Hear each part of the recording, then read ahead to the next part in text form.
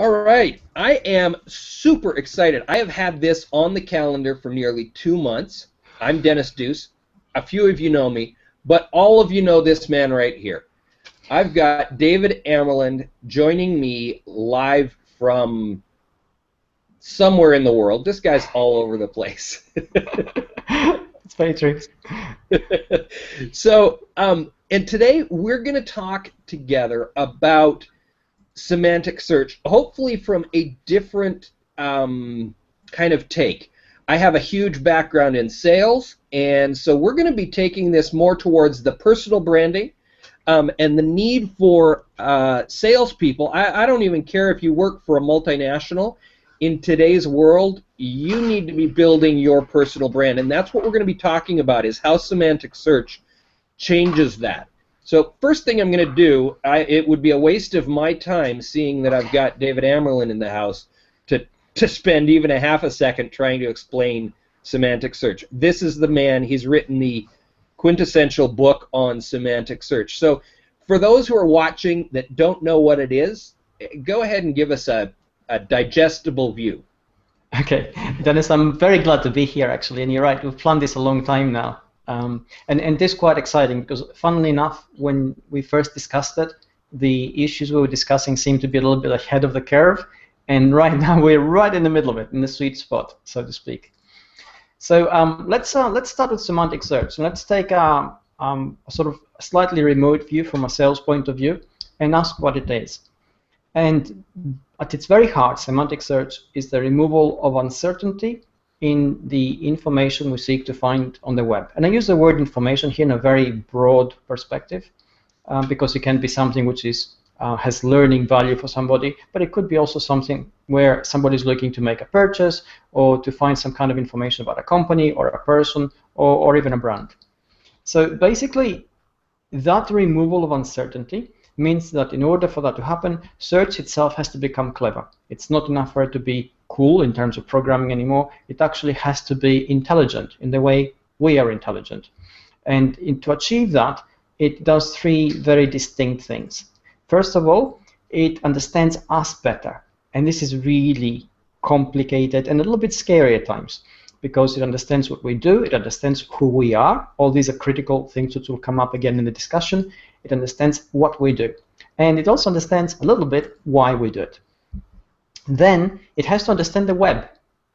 It has to understand the web. Let me step in. When you say we, are you referring to we, the person who's doing the search, or are you referring to we, the person who is creating the content online?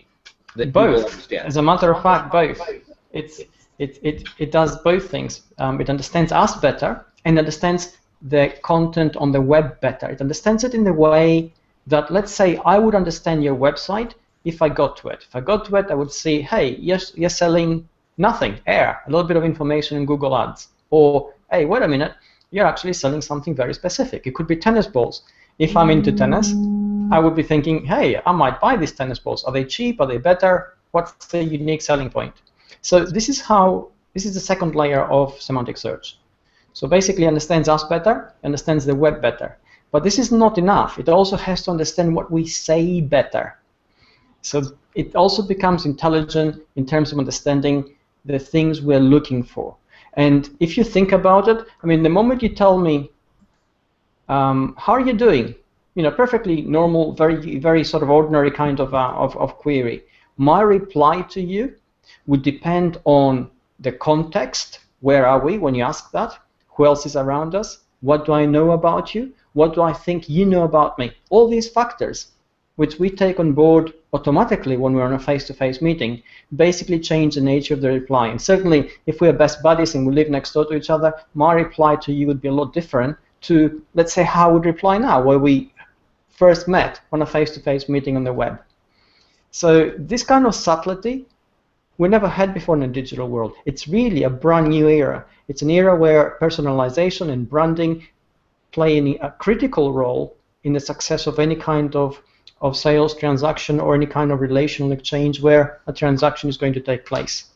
And these are the challenges which we're facing. And they're all coming about because of something as simple as search. So semantic search is that kind of nuanced approach which takes the traditional offline activities and subtleties and is beginning to transfer them now to the online domain. You know, I have read a lot of your articles. I've read everything that Pepper has done to help digest. I don't know if you know, I gave her a new name last week, Small Business Mama Bird, because she helps us digest the stuff from, you know, people like you that are deep thinkers. But I have never thought of never even thought of the term of search so much as a question, and I mean I always have, but the way you just put it right now was probably the simplest explanation I've yet heard on semantic search, which was, how are you doing? And the context of that question, we instantaneously as human beings digest all of those things. How well do I know this person? You know, where am I at? What's happened in the last 24 hours? What's happened in the last 6 months? What's the economy doing? Who's the president of the United States? All these things factor into the answer. Yes, and exactly. There's nothing about us that thinks that process through. We do it automatically. You're absolutely right. Yeah, and that's what Google's trying to do here. Yes, absolutely, which shows you both the scope of their ambition and the magnitude of the problem. So this is, you know, this is the world we're entering into. It's hugely exciting because if we solve it, then, you know, suppose, and I'll show the benefits of solving this kind of approach in search. Suppose you're a really good salesperson. You're ethical, you're just, you have complete belief in what you're selling, and you're very personable, and you're really nice to deal and talk to. Selling to your immediate circle of friends and contacts is no problem because you do it naturally. You love what you do and it comes across. You're a really good guy and you're selling a really good product. There's no problem there. If there's a problem with the price, that can be worked out because I'm sure you'll think about it and try to sort of remove it as an obstacle. Taking that to the web was next to impossible, and now we can actually do it. So suddenly, it changes the very nature of business. It changes its scope, it changes its approach, it changes the benefits that the person doing the selling and the person doing the buying will get from this. It becomes a true relationship in the full sense of the word, as opposed to the gimmicky sales approach to relationship building where they sell you something, you give them money, and hey, we're best buddies. Yeah. And that becomes a long-term process, and in fact, it's almost impossible. I mean, you spend most of your career consulting with massive multinationals, but the reality, in my opinion at least, and correct me if I'm wrong, the reality is that semantic search makes it more difficult for the multinationals to do what they do. Absolutely. And easier for the employees within the multinationals to do that. Yes. So a marketing department quite literally needs to get torn apart, and every employee needs to be a piece of the marketing department and engaging with and just starting to create who they are and build that trust, because the way I react with people is different than how you react with people, and someone's going to like me, and someone's going to like you, and someone else is going to like somebody else. Absolutely. And that personality can actually carry forward from even a company as large as, say, Google. Yes. Okay, I'm glad you brought this up because I need to contextualize it now, and you're absolutely right. Suppose, for instance, that you go and work for a company, and you know you're Dennis, and you know who you are, and you like selling, and you're really, really good at your job, and you're sort of a very down-to-earth guy, and you go for them in a very slick outfit. They say, listen, you need a $2,000 suit or a $5,000 suit, you need a really expensive tie, really expensive watch, and you know this is how you're going to do it, and we're going to give you the manual. Because the manual says that, you know, if you press these pressure points on the sale on the person you're selling to, in terms of psychological touch points. You're going to basically make a connection, and then you just press on to the attack. And I'm using language here which I've seen time and again used in the training of corporate sales teams. Then you're going to close the sale because you pursue them, narrow them down, and pin them down and do it. And they get you into that, and you're going to play ball if you really need the job, but your heart is not really going to be in it. From a corporate point of view, they think, hey, we got him, and he's doing what we want him. So checkpoint checked, or rather box checked, because that's what we needed, a sales unit. That used to work because we used to have, when you need to create trust, you need some sort of ability to assess the other person you're dealing with. When we didn't have any means of deducing personality, which you brought up, then what we used instead was slickness. If you wore a $5,000 suit, I was going to trust you, arguably, perhaps more than somebody else who didn't, because that's the professionalism that we used to actually judge somebody. The thinking was that, and it's flawed thinking, but it was there, that if you invest so much in your appearance and your activity, then you also have a lot more to lose than the guy in the hacked off jeans and the sleeveless t-shirt. But that's not how we are hardwired to operate. We really do need to connect to the personality. We really do need to connect to the identity. We really need to get a sense of shared values. And the approach which we had in the past, which was one out of necessity, when everybody does the same thing, pretty much, beggars can't be choosers. We saw the building of huge brands which simply did very slick selling to us through expensive advertising, billboard campaigns, very expensive packaging, and a label which went on products which was supposed to mean something in terms of quality and trustworthiness. Fast forward to the 21st century, and really, if I don't know who you are as Dennis, you can wear any kind of suit you like. It's not really going to cut any ice with me. And this approach now is really challenging corporate teams. It's challenging corporations of every size, because now they realize that once they get you in order for them to actually win from you, they need to unfetter you. They need to let you be yourself, which means they need to trust you to also deliver the values they want delivered. They also need to trust you to be good for the company as well as for yourself. And this trust inside a company usually didn't happen. Everybody was busy looking after their own turf, building up their own careers, pretty much backstabbing everybody else so that they can look good themselves. It is hugely disruptive. And if we think of something as basically simple as search, and a tech company like Google changing that world so easily, which is not really an easy thing to do, it shows two things. First of all, that for too long we accepted second best and thought that was the only way to do business. And secondly, that we're going back to that personal connection now. The disruption which is happening is something which we all want to see. We all want to connect with a company, provided that company does something we agree with at a personal level. It's good for the planet, it's good for the communities, for instance. It does great things in terms of innovation, which will help us further on, and so on and so on. And that's what we're actually buying into now. We are very vocal, empowered, knowledgeable, and we're not willing to accept what somebody rams down our throat, no matter how much money they actually throw at it. So this is the radical world we're in now. It's interesting, as you were telling that and talking about the $5,000 suit, I started thinking about, there's been so much talk ever since Steve Jobs passed away about how did Steve do what Steve did, who is Steve, these kinds of analysis. Book after book after book, movie, everything else, studying the man. But imagine if he had tried to do what he did inside of a $5,000 suit. It actually would have gotten in the way. Yes, exactly.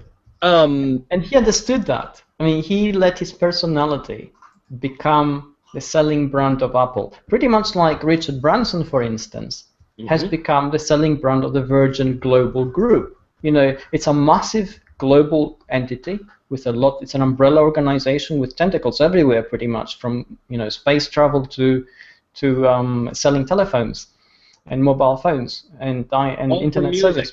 Yeah, yeah, exactly, yeah. But it's all built on his personality, which allows us to actually ascertain whether we want to actively be involved with them or engage with them. And he is, to his credit, he has tried very hard to make his company fun and responsive and personal and personable, and actually imbue it with what he likes, his values, which is what we buy into. And he's a very passionate man when it comes to environmental issues, when it comes to social justice. He's always been there, and that has helped his business. And this is a classic example of commerce, essentially, linking up with social good and creating the kind of connection with its public at a very, very direct, one-to-one kind of level. And he's done that even before the web came along, because he used to be, which is hard to believe now, he used to be the small operator. He used to be the David fighting the Goliaths. So he used that disruptive approach to wrong-foot them, because he knew that if he connected with the public at a personal level, his competitors couldn't do that. They were corporates. They were very blunt. They communicated through press releases, and they did have the $5,000 suits on TV when they came to sort of trying to counter him, and they appeared false, irrespective of what they said, because we couldn't deduce who they were. They were faceless. It's like if I'm sitting here wearing a mask, I could be saying the same thing that I'm saying now, and you would be questioning it psychologically. You'd be saying, why is he wearing a mask? Why doesn't he show us who he is? So it's that kind of psychological approach. We are hardwired to connect to people, and that's how we establish that sense of trust and sensibility of who they are in the first instance. Just got an interesting comment from Heather Crafter. Shout out to Heather. She says she's watched David many times, but until you said that about Steve Jobs' suit, I didn't totally get it. And I'm not certain I totally got it until then either, Heather. That was kind of one of those aha moments that happens. Again, back to the beauty of Hangouts on Air and their power to educate. But yeah, that it changes everything. Heather just made a comment about my 80s attire. It's actually for a reason.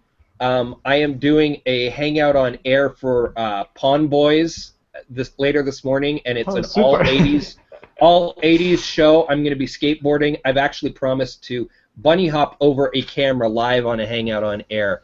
So it's an all 80s show. So that's why the attire. Hope it doesn't get in the way like a $5,000 suit could. But I've been a student for years of the kind of the new business model. Facebook, Google, Steve Jobs. One of my favorites is actually Zappos. Yes. I love the work that Zappos is doing, and Richard Branson certainly not only falls into that category, but just might be one of the first, actually, to have done that way back, actually, in the 80s. That's right, yes. With his first music business. But I think that all of that work was necessary by all of these thought leaders to get us to where we're headed right now. In a complete new direction. Business is really changing how we, do things, how we present ourselves. So I made the comment earlier that it's vital for us as individuals within an organization, regardless of how large the organization is, to be building our own brand, and most especially salespeople. Give you some background on my sales experience. I started sales in the late 80s, and in about 1991, my sister sat me down and gave me some unbelievable advice. I remember sitting in her backyard. She had the afternoon off. At the time, she was selling for a company called California Closets, and she had won the award the year before for the highest close ratio of anyone in the organization. This is Oh, wow. unbelievable. Her close ratio was 96%. That's pretty cool. It's a cutthroat world, so yeah, that's really good. Yeah. Now, she had built her brand over a number of years, and only when she was not taking any leads from the business any longer. That's the only way you can do that. But she had built so much trust with builders and architects and interior designers that, you know, pretty much everything that came in was going to close. So she's sitting down and she's training me on sales, and she teaches me what she then calls the U factor. And you know, a good friend of mine later wrote a book on basically the same idea. The book is called People Buy You. Great sales book, and a must read if you're a salesperson. But this is what's vital right now about where we are headed with semantic search, is that people do buy you. They have in fact always bought you first and foremost, and if you couldn't build that trust, even in the 90s, you know, you were going to be limited. There's no way you're going to pull off a 96% close ratio in a $5,000 suit and a bunch of slick willy moves. It wouldn't have happened. You would have been closing 20% like everybody else at California Closets. Yes. So the U factor has always been there, but it's not been part of our sales training. So how does that correlate into the use of some of the online tools, Google Plus? That's a great question, and it's a compound one. So let's take it apart a little bit. Now, on the one hand, we have the connectivity and a lot lower threshold of connecting with somebody through social media and the web. On the other hand, we have, and within that matrix, we have the requirement for being real, being authentic, being personable, and being us. On the other hand, we have the need to be a brand. And not only that, we say you need to build your personal brand, which seems to throw out everything we know about authenticity, being real, and being ourselves. And we need to reconcile these two within that matrix and the tools we use. So let's try and do that. First of all, let's address the question, why do you need to be a brand? And if you address that, you need to understand what brands used to do. Brands used to be, and they're not stupid, okay? They use something which worked in the world we left behind in the 20th century. A brand used to spend a lot of time, effort, energy, and money in projecting a very specific image which met the requirements with its target audience. So if you were buying, for instance, Nike or Lacoste or any of the big brands because they had a little label which stuck for something, that meant something. It meant something in terms of quality. It meant something, your perception of the values they stood for. They may not have been shared values, but they projected a certain image. It meant something in terms of their responsiveness or their innovation or whatever it was that they did. So basically, branding behavior is a mode of communication. And if we're going to sort of criticize the way it was done in the past, it was done at arm's length in a very faceless, blunt corporate way that didn't let personality seep through very much. So the personality of a brand back then was engineered by marketing, if you like.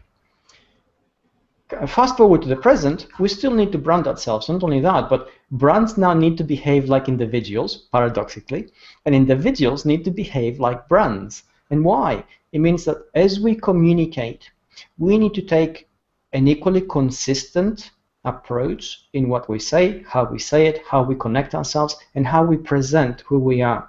And although this may open the door a little bit to the charge of being not authentic, I would say that, you know, in a real world context, we actually exercise all these things automatically again. You know, you talk to your next door neighbor, depending on how close you are with him, pretty much the same way throughout the year, 365 days a year as you see them. You go through the same chit-chat, you establish the same kind of connection, you project the same kind of, not barriers, but parameters where you can actually share information. And you know, when he says, "How you doing, Dennis?" and you say, "Hey, Mark, I'm great, thank you," because you don't really know him, he doesn't know you, your next sentence isn't going to be, "And hey, by the way, I slept with your wife last night," because you don't say that. because the parameters are not there, and it's not acceptable. If, however, you have a different kind of relationship, you're in a different kind of context, that might be perfectly fine. And that's how you define your online or offline relationships, and we've always done that way. We get into the online world, and you know, Offline, we don't think we're being inauthentic or not real. We just understand the parameters of the context within which we operate. And we used to compartmentalize everything. At work we were different, at home we were different, at the tennis club we were different, and at the boys-only club we were different. And all those personas were fairly distinct and kept fairly apart. Come to the online world, with semantic search, we're now getting into a transparent world. Consistency has to go throughout everything we do, because what we do here between me and you, for instance, and your audience, I'm going to do somebody else, a different audience. The message is going to be slightly different because it addresses the needs of their audience. But I can't say that, hey, semantic search doesn't work when I have said it does, for instance. There has to be a consistency in what I say. And then I have to be able to back it up. And through that, you begin to create the kind of brand in terms of consistency and identity and values and projection of expertise that usually was the domain of large corporations, but we do it at a personal level online now. And how do we do it? Well, the tools we have at our disposal as people, as individuals, are the same that big brands have. We all have Hangouts on Air, for instance. We all have G+, we all have Twitter. We all can have access to Facebook or a YouTube account. And we should be employing them in the same structured way as a big brand would, which is not to say that we're inauthentic, anything but. We present as much of ourselves there as the parameters will allow and the audience will permit us to. But we ought to be using them in a consistent manner that actually makes sense. So if somebody goes and says, hey, what does David do? Let's see. What are his posts like? What does he do on his blog? What does he do on his Twitter account? You know, what does he do in interviews he gives to magazines? And they start joining the dots. They actually get a granular picture of who I am. Instead of saying, hey, you know, he said that on one thing and he said something else on the other thing. What kind of game is he playing? So it's just a kind of approach.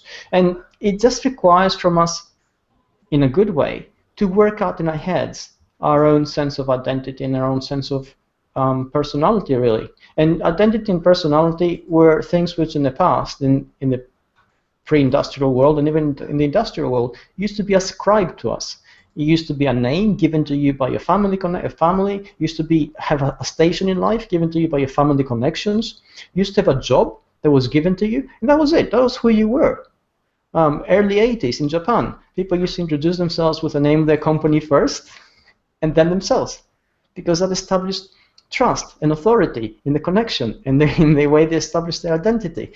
The company you worked for was the main criteria that within that social circle, you were judged. So we have changed these things. We're in a disruptive phase of identity creation and personality creation. Ergo, we're also in a disruptive phase of brand creation. The fundamental requirements of communication haven't changed, but the way we do it certainly has. And the need to do it at a personal level is more important than ever, because how do you establish who you are? Okay, well, now I need pepper. That was one of those David Amerland fire hose moments. I'm still trying to digest. I don't even know. If I wasn't so desirous to be learning while I was being a host, I guess it would be much easier. I could just go, oh yeah, that was great, and move on to the next. But I'm so glad you didn't. Everything really you're saying. Yeah. So, all right. So, what you're saying here is that we've got to, wow. Give me a capsule of. We've got for the first time ever, we get online, and the question of any kind of connection we establish is, who are you? And in order to answer that, the next question is, how do we know that?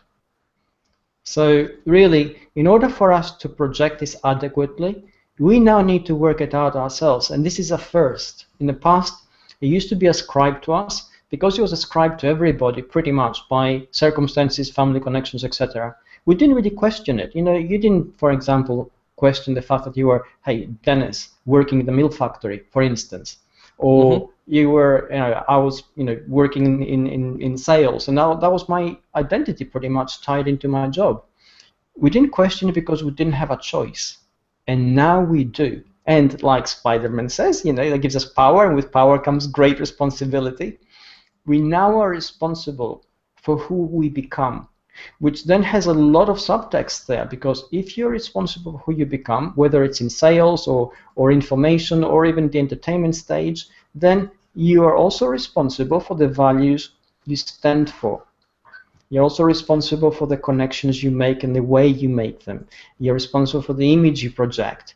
You're responsible for the impact you have on other people. And that's a lot of responsibility to suddenly take on board. These are the things which we incrementally need to break down, work out in our heads, and learn to be comfortable with. And this is brand new territory. This is all, and it all comes from the disruption of semantic search, which breaks down silos, which used to allow us to be, for instance, one thing in one forum. In one forum you could be Dragon Lord 29. You went to another forum and you were light and fluffy fairy who wouldn't hurt a fly, for instance. And nobody knew that you were the same person. You could be different personas in each one. You could go in one as a man and go in the other one as a woman. People did it all the time. Memes across the web and tell the fact that this used to happen. We become transparent now. Suddenly, you have to be you. If you have to be you, and the old saying says, be you because everybody else is taken. Great. So who are you? How do we deduce that? How do we know that? How do you project? How do you know that? It becomes an existential question almost. So we go from something which is programming and search related to suddenly the psychological impact of our own identity, which then begins to impact on other people, it begins to impact on a lot of behaviors. It actually begins to change the world in tiny little steps. So all the disruption we see about us, from the Occupy the Wall Street movement, for instance, and the near global collapse of the banking sector, to the fact that we get here where half the world right now is in unrest, and it's social unrest because of social media and the demanding change in their regimes, and we in the Western world are beginning to question value. It used to be value was, you sold this for $10, so it's worth $10, I give you $10, I get it. And now, we don't do that. I don't look at the price as $10. I want to see what is the thing going to do for me once I give you the $10. And if the answer is, hey, this is really cool, then the $10 becomes immaterial. It just becomes a conduit through which we exchange something. You give me what I want, so I can get it, and I give you the $10 so you can give it to me. Mm-hmm. So this is totally new. It is the 21st century in the full sense of the word. We are facing tropes and ways of conduct that we have to work out, and we have to work at a very deep level, while we're still trying to earn a living, still trying to project ourselves, still trying to actually survive on a day-to-day basis.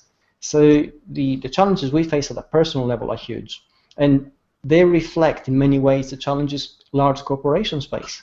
As we try to re-examine, reinvent our existence and ensure that it actually continues to exist, corporations are doing the same. They're trying to reinvent themselves.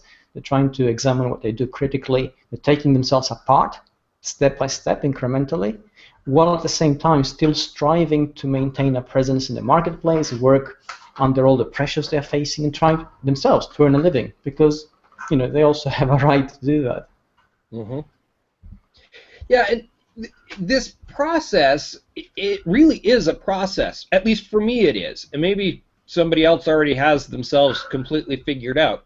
But, every time I'm trying to do something online, all of my Google Plus interaction, I'm constantly trying to figure out who is it that I am. Not because necessarily I want to portray some false something. I want to portray me. So I'm looking at what is it that is interesting to me, and how can I engage with others who share that interest. Anyone who follows me absolutely knows that I am in love with Auto Awesome. I think it's the coolest thing out there. I actually personally, even though it doesn't have as much search value, I think it's cooler than Hangouts on Air. But but that's just from a fun standpoint. It's a piece of entertainment, and I spend huge amounts of personal time trying to, as Ronnie Bincer says, trying to break Auto Awesome, trying to figure out what will and won't work, and trying to make different things work at different times. And I probably share, I don't know, 3 to 5 Auto Awesomes a week, but I have over 750 Auto Awesomes in a folder, many of which no one will ever see. But that's just a passion of mine, and it flows over into other aspects too. Sometimes those Auto Awesomes are very related to my business of producing Hangouts on Air, and sometimes they're simply just entertaining. You know, and sometimes they're only entertaining for me, so I never even share them. But in all aspects of what I'm doing here online, I am looking at who I am and what makes up Dennis Duce, and then trying to share that with people, to find other people who share that that interest, whether it's cars or Auto Awesome, or a love of Hangouts on Air, or, you know, studying semantic search, whatever it is. You know, I try and, I don't know, put that across. Take apart, exactly. You're trying to deconstruct it. And again, this is new. You know, in the past, if you were in an ordinary, within inverted commas, you know, regular 9-to-5 job in the past, you wouldn't have these concerns. And No. and we should have had them, but we didn't, you know, because we put them in the back of our mind. It's a very cognitive intensive, mentally demanding way of actually living our lives, which is what makes it so hard in many ways, but also makes it very rewarding, because we begin to get towards some very real answers. This is where the authenticity comes through. This is where the realness of us comes through. So this is what makes it so difficult and so disruptive. We didn't have to do these things, and now we do. Companies didn't have to do these things, and now they do. And in the process, this amalgamation of questioning and reaching new answers, and based on those answers going into new things to do, is beginning to change our perception of many things. I mean, you mentioned Auto Awesome here, which arguably, if you discuss it, you think, okay, what are you doing? You're messing around with an app that Google has given away for free that actually has no value except wasting your time. You know, in the old world we're left behind, this is the kind of thing which my dad, for instance, would say, what are you wasting your time with that for? It doesn't do anything. But it's not true. It's not true at all. First of all, as you said, it's entertaining. Secondly, it allows you to explore the limits of technology and what it can actually do. It brings pictures to life. Sometimes you share those things and they touch other people, and you have absolutely no way in knowing how they touch them. And something which Google has given away for free suddenly has tremendous value. And because it has tremendous value, we think, hey, this is really cool. Our idea of Google changes. And it changes because we make that emotional connection with the company. Google, through that, projects in many ways their own playful identity, their own playful brand, their own shared brand values, because they have spent tremendous cost, tremendous knowledge, tremendous skill to develop that silly little app which does those things, and they're really proud of it. And we think, hey, these guys really, we connect with them because they find fun in things which nobody else does. And yes, there's a serious side to that. From their point of view, the more pictures you share, the more data, etc., the more activity, the more social signals you give them, the more interaction, and they can actually use that, and they use it in their business. But this is, again, the reevaluation of value that we get into, how something which is free allows us to connect at a brand level, understand the identity they have, understand the connection that they have with us personally, and go on from there. So in many ways, we're getting into a world where in the past we were all individuals, whether you were a brand or a company, you were in a box. And you only sort of popped your head up above the box to say something and go back in your box. And now we live in a world where we've come out of those boxes and we're all on a shared journey. And where that shared journey will take us, we have absolutely no way of knowing. But what we do know is that it will not be again, ever, the world we left behind, where everything was compartmentalized, it was sort of packaged and sold with a facade, and the message you got was the message they gave you. No longer. Now things are different. And funnily enough, it comes back to search, because why? Search helps us join those dots. It helps us join the information. It helps us become empowered. It helps us become vocal. Our activities and what we do help build up our online personality, our online brand, which then gives us a better voice, a bit more of a stage to actually work with, which again changes everything, because it impacts on the people around us, and impacts on the brands and companies we actually do business with. Earlier in the discussion, you mentioned how companies now hire employees, but employees are their own brand. I mean, how disruptive is that? I'm your employer. I used to pay you money for your time, and I used to tell you what to do. If I said, jump, you had to jump. And if anything, you had to ask how high. Now you have the potential to leave tomorrow and take half the brand power of my company with you, even though I'm the guy who was paying the bills. So this changes the way I would be treating you. It makes me treat you better. Whether I like you or not is immaterial.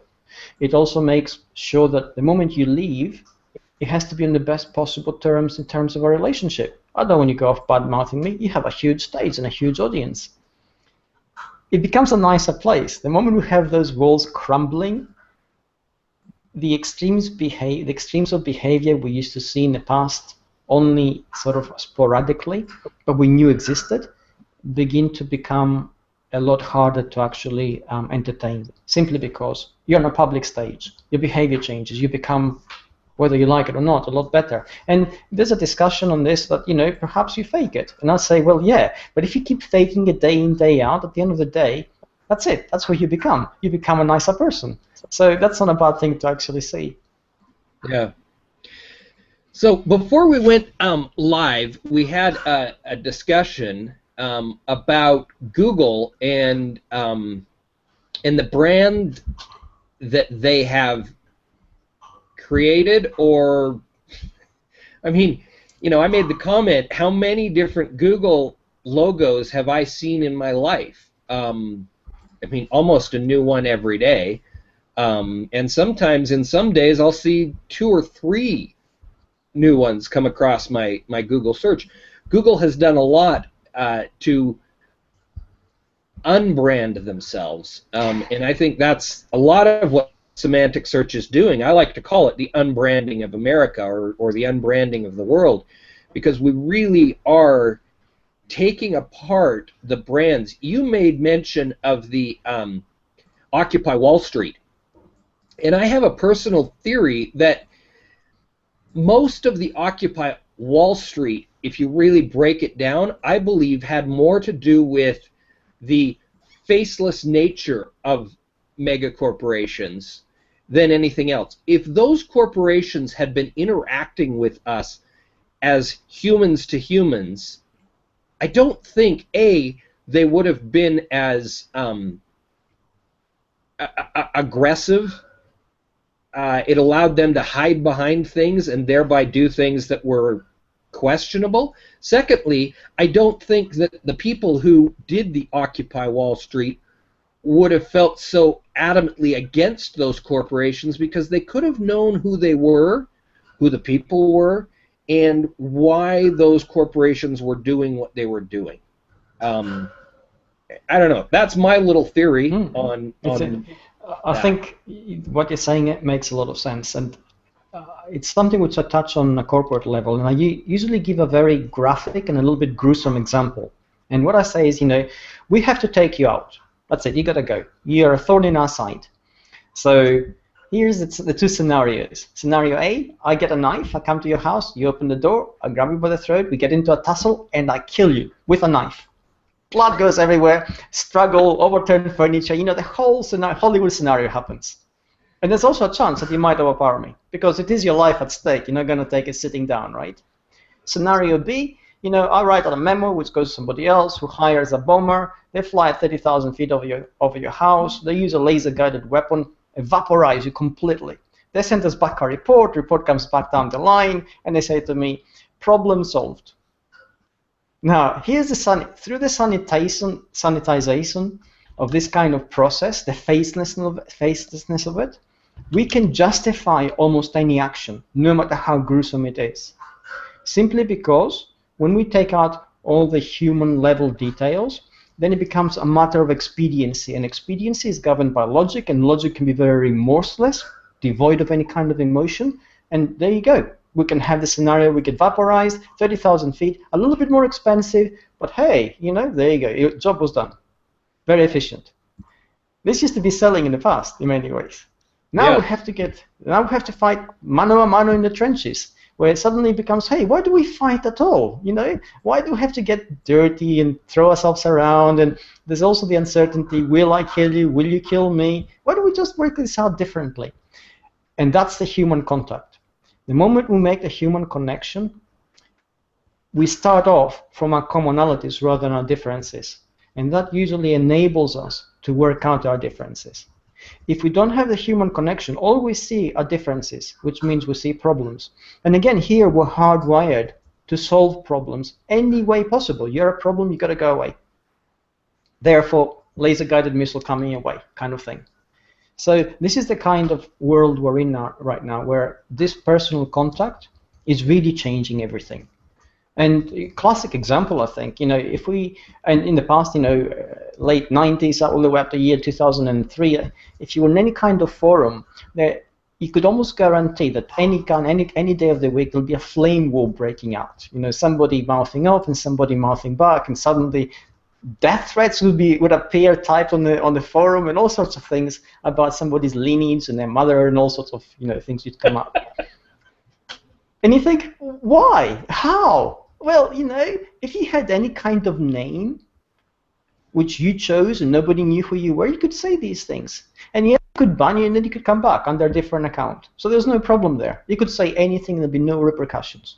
Mm-hmm. And now we get on G+, for instance, and you can say perhaps something which I consider very extreme and I disagree with at a fundamental level. But now I have to go on a public stage and say, hey, Dennis, I disagree with that. Which first makes me think very deeply about my disagreement. Where does it come from? Does it come from the way you said it? Does it come from the facts which you actually said? Does it come from the fact that, hey, you said it and you've been saying enough about 20, 30 days and I'm sick of it? But because I think it through, then my own reaction to you is going to be different. It's going to be more reasoned. And also I'm trying to work it out in my head, because maybe my reaction is the unreasonable one here. So suddenly just you saying it and just me thinking my reaction through changes me for the better, which is a good thing. When I do get there, if I decide to go against you, I'll say, hey, maybe this is not so right. Instead of saying, oh, you are beep, beep, beep, beep, beep, kind of thing. And all the unmentionable adjectives come out. So this is the difference in the world we're in today. That human contact makes a world of difference. It suddenly makes you realize that, hey, no matter what was said or no matter what is happening, there's another human being on the other side. They're not knowingly evil. Nobody is. We may be misguided, we may be misunderstood, we may have misunderstood things, we may have got an entirely wrong perspective. We're still human. The commonalities are what join us together. And that's the disruption of everything. This is the disruption of the world at a fundamental level. We're talking about the Star Trek future. The Star Trek future has no nations, really, or the nations that have their regions, not nations in the hard sense of the word, where you say, hey, I'm American, and you, I don't know, Egyptian, for instance. Okay, you must be a bad person. So, this doesn't exist anymore. We're all people, and we can actually see this for the first time. And although the idea of a global world where we are one humanity, where governments are simply administrations judged on their results, may seem very far-fetched, for the first time ever, we can see the steps that will get us there. And this is radical. Same way that we can see how in selling, for instance, we can become involved in a commercial activity and transaction and still be honest within it, still take everybody's needs and pressure points into account when we actually exact it. Yes. You know, I make the analogy quite often that, you know, I come from an agricultural background, not me personally, but just 2 generations back. My grandfather was a sheep farmer. He also raised wheat in Canada and sugar beets. Okay. And he lived in a region of Canada where basically every one of his neighbors raised either all 3 of those same things or at least one of them. And if he ever ran into a problem, let's say his barn burned down, the first thing that would happen is all his neighbors would come around and help him build the barn. But they were all competitors, Yes. trying to sell their wheat. You know, they got together as a group and they built the water system. In fact, the biggest dam in southern Alberta is named after my great-grandfather. That's pretty cool. Yeah, thanks. I'm impressed by my great-grandfather. In fact, funny little side note, my grandfather was named Lullaby. That was really his name. And my dog is now named Lullaby. My grandfather was... Yeah. No, there's a good thing here. My grandfather was proud of his Danish heritage, and he's the greatest man I've ever known. And my dog is a Great Dane. Dane. There's a semantic connection there of sorts. Yes, there is. Yes, so semantically you can search Lullaby, and in fact you will find pictures of my Great Dane.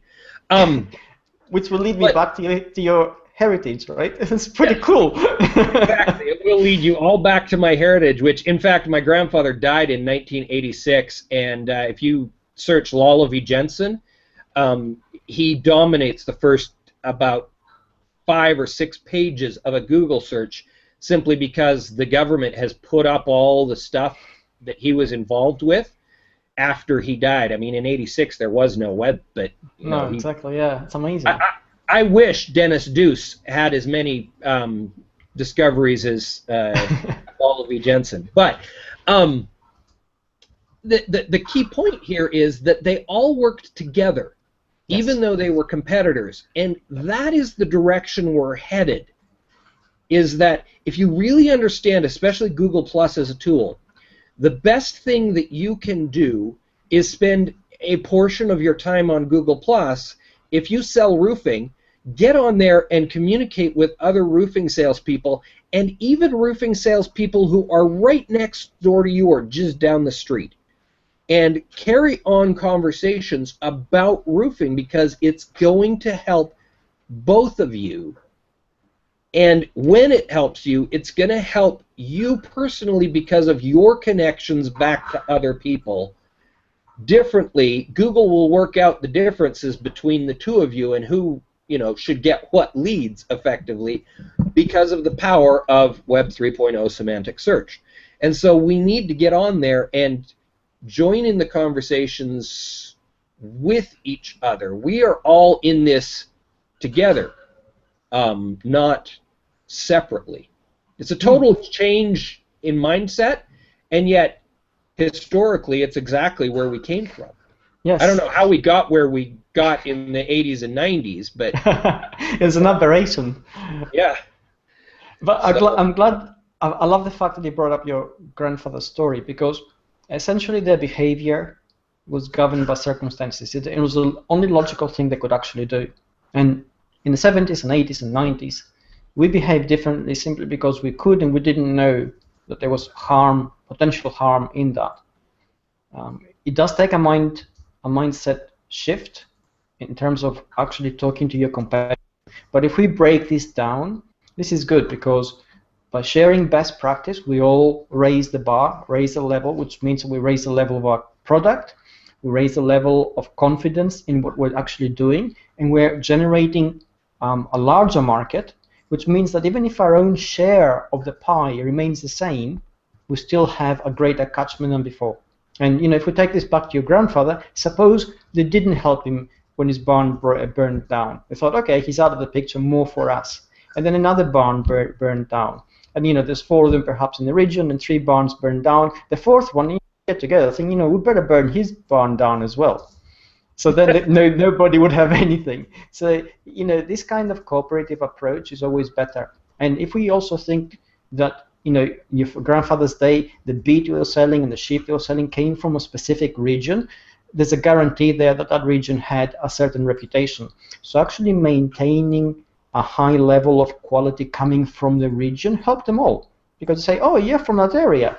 That established a first contact of confidence, which then was backed up by personality. And then he said, I want to do business with Dennis, or I want to do business with Mike or David, based on their personality now, not on the quality of the product, because I know it's going to be good because it comes from that region.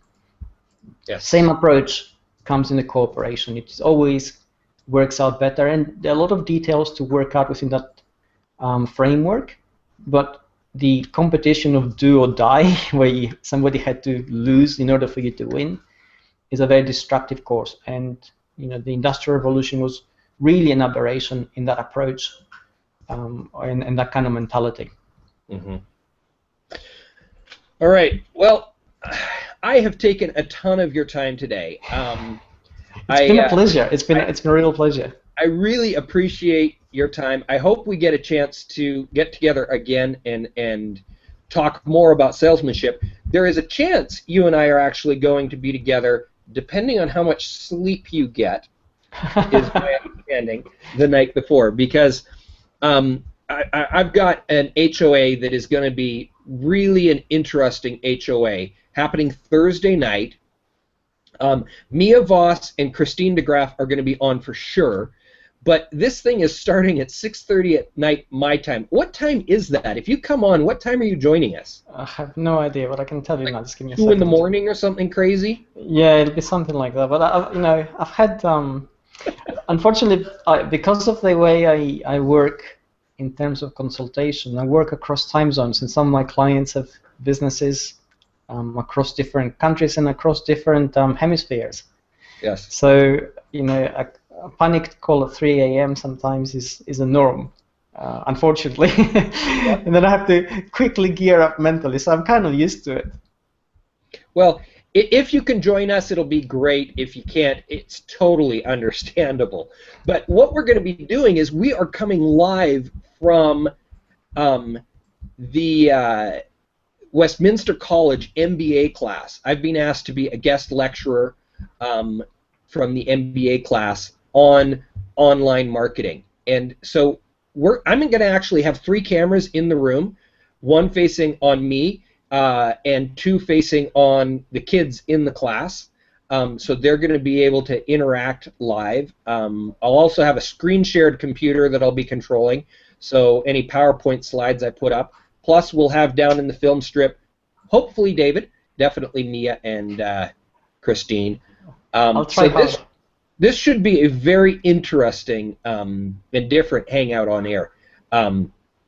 But I really appreciate your time. That one is not going to be about this personal branding idea, and boy, I'd love to get together with you and keep, do another discussion, because I think there's a lot we've still left on the table for what personal branding is and how that ties into semantic search. I think that's vital for the individual salesperson, and I think it's vital for the mega corporations that you consult with as well. Everyone's got to understand this role that humans now play, thanks to Google's changes back in the fall of last year. So, do you have any closing thoughts that you want to drop on us to get our brains scrambled for the rest of the day? Yes, definitely. I mean, usually the question is, if you're active in any sense on the web, if you're selling something, or even if you're not, if you're building your own personal brand, what is it that you must do? And it comes down to one word answer: engage. Don't use it as a broadcast medium. Try and find your audience and really engage with them. Find out who they are and get them to see who you are. And that is the ultimate power of your brand. that will follow you through in whatever you're actually trying to do, and it will help you succeed. Mm-hmm. Absolutely. I love that. Engage. That really is the key right there. That's, you know, that's what we need to be doing. That's what we need to be working on. So, all right. Well, thank you so much for joining us today, David. Thank you so much, everybody who has been watching, especially Heather Crafter. Holy cow, she has been blowing up my inbox, this whole thing. I will get back to you on many of those questions, and I'm sure David will also jump into the feed now that we're I will, yes, definitely. turning off. So, all right. Well, thank you so much for watching, and look forward to talking to you again, David. Take care. Bye-bye.